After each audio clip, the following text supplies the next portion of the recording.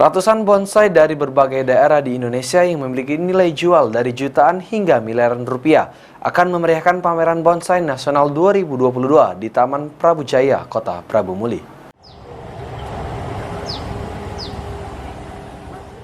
Sebanyak 200 pohon bonsai telah tiba dan akan bersaing dalam pameran dan kontes bonsai nasional di Taman Prabu Jaya, Kota Prabu Muli. Ratusan bonsai terbaik tersebut merupakan milik para kolektor yang berasal dari seluruh daerah di Indonesia seperti Bali, Jakarta, Lampung, serta tuan rumah Sumatera Selatan.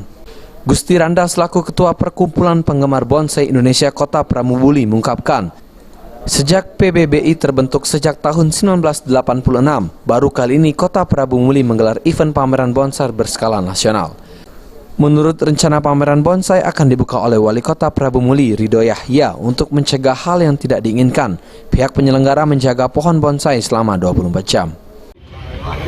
Provinsi tetangga dari Lampung, terus yang agak jauh dikit dari Jakarta. Mungkin ini lagi di jalan kalau ini nak arah ke sini. Bonsai ini kalau kita bicara nominal variatif. Tapi memang pada saat Pamnas yang di Palembang kemarin ada bonsai yang sampai 2 miliar. 2 miliar.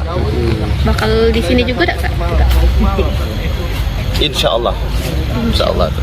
Tapi kalau yang harga 400 sudah ada di situ. 400 juta. Iya.